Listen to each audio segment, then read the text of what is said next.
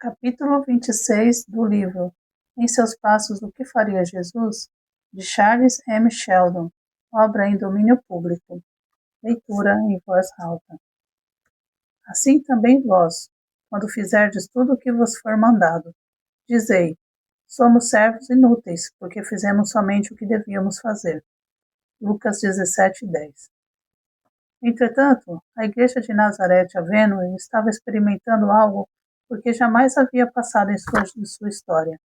O apelo feito pelo pastor aos membros para fazer o que Jesus faria tinha provocado uma grande sensação que ainda perdurava. O resultado daquele apelo foi mais ou menos o mesmo que se verificara na igreja de Hammond. A diferença é que a igreja de Nazaré Avenue era mais aristocrática, mais rica e formalista. Contudo, quando num domingo de manhã, no princípio de verão, o Dr. Bruce anunciou do púlpito a resignação do seu pastorado, grande admiração dominou a assembleia e espalhou-se pela cidade. Mas quando o público soube que o bispo renunciara também à posição que ocupava havia tantos anos, para ir viver no pior lugar de Chicago, a surpresa geral não teve mais limites. Diga-me, por que lhe parece tão extraordinário o que tencionamos fazer? Perguntava o bispo a um amigo que, com lágrimas nos olhos, procurava dissuadi-lo de seu propósito. Que há de estranhável que um doutor em teologia e um bispo desejem salvar almas perdidas por esse meio? Se resignássemos os nossos lugares para irmos para a Ásia ou para a África, as igrejas e todo o mundo exaltariam esse heroísmo missionário. Por que não consagraremos nossa vida à salvação dos pagãos e das almas perdidas em nossa própria cidade? É de coisas assim tão grave que um ministro e dois ministros cristãos tenham resolvido viver intimamente ligados à miséria do mundo para que possam conhecê-la e compreendê-la? É coisa assim tão rara que o amor à humanidade tenha achado essa forma particular de expressão no seu afã de salvar almas? Apesar de tudo o que o bispo podia dizer para provar a naturalidade do que faziam, o público continuava a fazer e as igrejas admiravam-se de que os dois homens tão importantes tivessem deixado suas cômodas casas e voluntariamente se consagrarem a uma vida de trabalho, abnegação e sofrimentos. Ó América cristã, é bem uma condenação de nosso próprio modo de considerar o cristianismo, o espanto que provoca o real sofrimento por Jesus da parte daqueles que desejam andar nos passos dele. A igreja de Nazaré Avenue separou-se de seu pastor com grande sentimento da maioria de seus membros, embora esse sentimento fosse acompanhado de uma sensação de alívio por parte daqueles que não tomaram o compromisso. O Dr. Bruce levou consigo o respeito dos homens que, estando imersos nos negócios, seriam prejudicados pela observação do compromisso, mas conservavam, entretanto, em seu íntimo, genuína admiração pela coragem do seu pastor. Eles conheciam o Dr. Bruce haviam vários anos e sabiam como era um homem bondoso e conservador, mas não se familiarizavam com a ideia de vê-lo no caminho do sacrifício. Tanto quanto podiam compreender os fatos, acreditavam que seu pastor era absolutamente fiel às suas recentes convicções acerca do que Jesus faria. A igreja de Nazaré Avenue nunca perdeu o impulso dado pelo movimento que o Dr. Bruce iniciou. Aqueles que com ele tomavam o compromisso, como que respiravam na igreja o hálito da vida celeste e perseveravam naquela obra de renúncia. Era outono. Em breve, o inverno faria sentir seus rigores na cidade. O bispo vinha uma tarde da missão na intenção de visitar um dos seus novos amigos no bairro.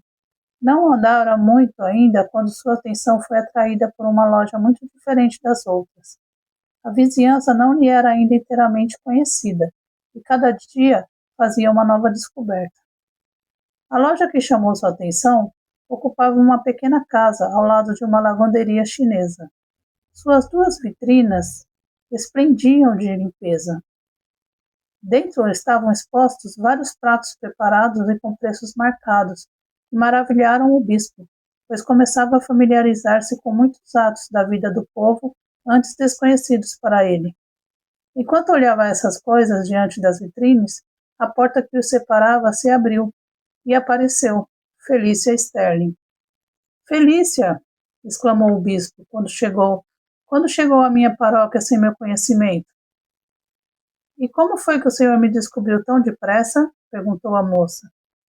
Ora, você não repara então que as suas vitrinas são as únicas limpas na vizinhança? Creio que sim, replicou Felícia com uma gargalhada franca, que fez bem ao bispo. Mas como ousou você voltar a Chicago sem me dizer e entrar em minha paróquia sem meu consentimento? Insistiu ele. Já vou lhe dizer, meu caro bispo. Felícia tratava assim desde menina. Sabia que estava sobrecarregado de trabalhos e não queria importuná-lo com meus planos. Além disso, tenho intenção de oferecer-me meus serviços. Justamente agora eu ia na sua casa para vê-lo e pedir-lhes alguns conselhos. Por enquanto, estou alojada aqui com a senhora Bascom, uma negociante que nos aluga 3 salas, e com uma das alunas de Raquel, que veio aqui para continuar os estudos de violino e é ajudada nas despesas por Virginia Page. Ela é do povo, continuou Felícia pronunciando as palavras do povo tão gravemente que o bispo sorriu.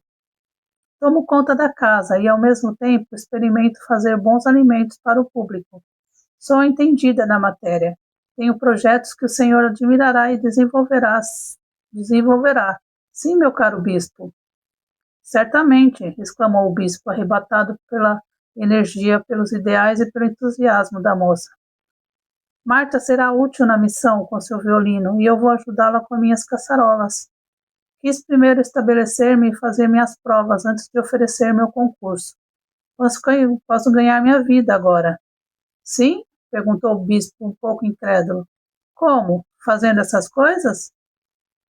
Essas coisas, disse Felícia com um ar fingidamente indignado.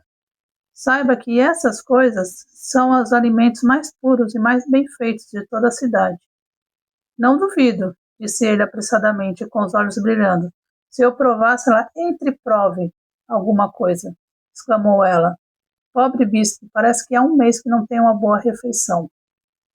Ela insistiu em fazê-lo entrar em uma pequena sala onde Marta, uma jovem de feições inteligentes, se exercitava ao violino. Continue, Marta, eis aqui o bispo do qual tantas vezes lhe falei. Sente-se, meu caro bispo, e experimente estes bifes, porque acho que o senhor ainda está em jejum.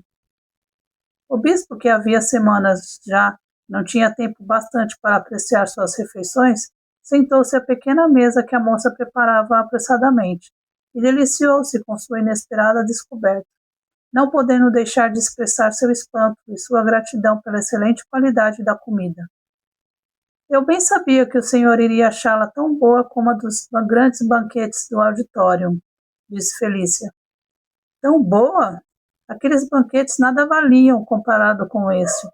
Mas você precisa ver a missão, Felícia. Estou ainda surpreso de vê-la aqui, ganhando a vida deste modo. Começo a perceber seu plano. Você pode nos prestar um grande auxílio. Não tenciona ficar aqui e revelar a esta gente o valor da boa alimentação? Sim, é o que eu tenciono fazer, respondeu ela. Creio que essa é a minha tarefa. Não devo cumpri-la? Oh, sim, graças a Deus pelo seu bom senso. Quando deixei o mundo, o bispo sorriu, pronunciando essas palavras. Falava-se muito na nova mulher. Se você é uma delas, estou convertido a essa causa aqui e agora. Olha o lisonjeiro. O senhor não perde esse costume, nem mesmo no meio da miséria de Chicago.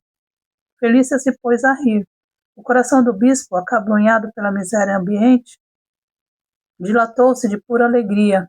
Esse riso franco era consolador. Vinha de Deus. Felícia queria ver logo a missão, e assim saiu com o bispo. Ficou maravilhada ao ver tudo que o dinheiro unido a uma inteligência consagrada a Deus pode fazer. Enquanto passavam pelo estabelecimento, iam conversando. Felícia era como que a encarnação do entusiasmo e ele estava encantado com as reações dela ante o que via. Desceram até o porão e o bispo abriu uma porta, atrás da qual se ouvia o ruído de uma plaina, e entraram em uma pequena e mais bem montada oficina de carpinteiro. Um moço de macacão, com um chapéu de papel na cabeça, aplainava uma tábua, assoviando alegremente. Levantou os olhos quando eles entraram e tirou o chapéu. Felícia Sterling e Stephen Clyde, disse o bispo apresentando-os. Clyde vem ajudar-nos aqui 2 tardes por semana. Nesse momento, chamaram o bispo, que se afastou, deixando juntos os 2 jovens. Nós já nos encontramos alguma vez, disse Felícia, fitando com seus olhos francos. Sim, lá no mundo, como diz o bispo, respondeu o moço enquanto seus dedos apoiados na mesa tremiam um pouco. Estou muito alegre de torná-lo a vê-lo, disse Felícia, depois de alguma hesitação. Realmente? Perguntou o jovem carpinteiro, corando de prazer. Desde aquele tempo tem passado por muita tristeza, não? Sim, e você também. Como é que está trabalhando aqui? É uma longa história, Felícia. Meu pai perdeu sua fortuna e eu fui obrigada a trabalhar. Foi uma excelente coisa para mim. O bispo diz que devo ser grato a Deus. Sinto-me agora muito feliz. Aprendi o ofício, esperando ser útil algum dia. À noite trabalho como guarda-livros de um dos hotéis da cidade. Naquele domingo de manhã em que você tomou o compromisso na igreja, eu também o tomei. Sim, replicou-lhe Felícia lentamente. Fico muito contente. Nesse momento chegou o bispo, que saiu com a moça, deixando o jovem carpinteiro em seu trabalho, assobiando mais alto do que costumava. Felícia, você já conhecia Stephen Clyde? Perguntou o bispo. Sim, caro bispo, lá no mundo.